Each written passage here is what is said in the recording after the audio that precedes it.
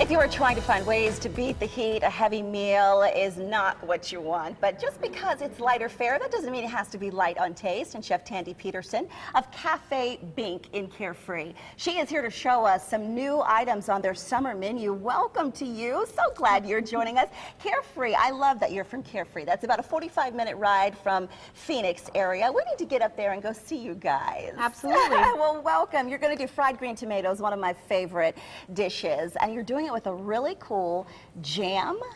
Tell us a little bit about this because it looks amazing. Bacon jam. Yes, we're actually taking a savory take on one of your classics, not a strawberry jam, but actually a bacon jam, which isn't very common. No, it is not. Okay, let's get started. So you're going to need, what type of bacon do you think we should use? What do you prefer? We are using Applewood smoked bacon right Okay. now, but anything from your general grocery store would work. Okay, so what should we do with that? We should dice it out? Yep, so I'm going to go ahead. I cut the slab into pieces that I can work with, and I'm using frozen bacon so that it cuts a little nicer.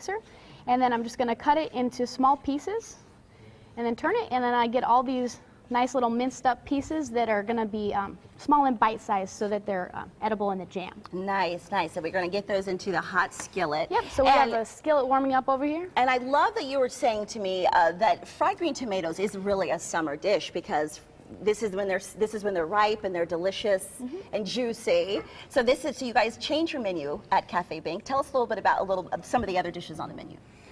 So the whole menu we're trying to summer up. So we're taking off a lot of the fried dishes, and we're putting a lot of stuff that's going to be a little bit fresher and crisper, so that people, in the hot season, they have more of an appetite, and then they'll enjoy it more. Now, how much of the bacon do we need? Right now, I'm going to use about a cup of bacon. Okay. The recipe will be on the website, I believe. Yes. But I'm cutting it about into a fourth, just so that it'll render easily and work pretty quickly. So. Okay. And when we pick a tomato, our fried green tomato, how should they look? This is a good-looking one. It is gorgeous. This Yes. is actually one of the local tomatoes that we get from McClendon. Yeah, and you guys use a lot of local produce and farmers market. And tell us, I'll go ahead and let you get slicing on that.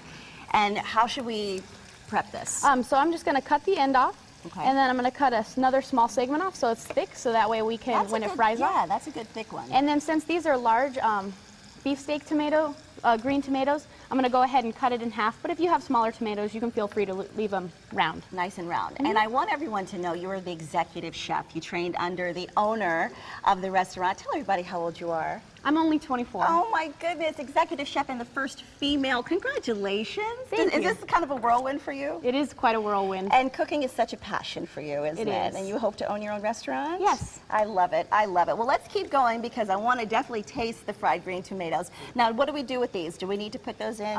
We're going to go ahead and bread them. So I'm going to go ahead and show you guys how to bread one first. And what do you like to use for your breading? We use flour, milk, and spun breadcrumbs, which we use the brand Panko. And you always want to season everything before you bread it, so that way you can get more of the flavoring. Now, do you season the tomato or do you season?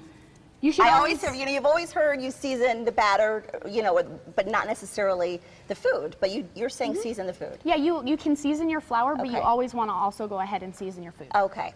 So you put salt there. Yep. And then I'm just gonna shake it, and then you always want to have a dry hand and a wet hand. So I'm gonna have my dry hand, and then I'm put in here, and then I'm gonna use my other hand as my wet hand. So that way, when you can bread a bunch of stuff, and then you don't get gunky fingers because you constantly have one dry hand and one wet hand. I like that. That's a good tip. That's a Yeah. good tip. So we go through that process, and then you're going to put that into. Yep. So I have some already fire. pre-breaded, ready to go. Okay. And then I have 350-degree oil, which may be a little bit hotter than 350 degrees right now, but we're going to go ahead and fry these anyway. So we've got these, and we're going to go ahead and drop them in. How long should they fry? About 3 minutes. 3 minutes. Okay. Yep. And all of this can be going on at the same time. So you've got the bacon, you've got the tomatoes frying. All right, and I'll move all of this. I know you have some already completed. We have about 30 seconds for this left. All right. So we're rendering the bacon here, and I have some rendered bacon already in the oven. So once this is completely rendered, we're going to go ahead and we're going to put it into the pot. This is all for the bacon jam. So we take the rendered bacon, which will render down to about 1/4 of a cup. And then we add, you strain off the fat. So here we have the fat. Okay. And we're going to go ahead and add 1/2 cup of sugar. And then we're just going to cover it in water. And then as that cooks down, it's going to take about an hour. So you're going to want to do this beforehand. but for the sake of the show, we've got everything kind of working. Right. So once this cooks down, we're gonna get the bacon sugar. So this is just the bacon and the sugar, no pectin added. And what we're looking for is this really caramelized color.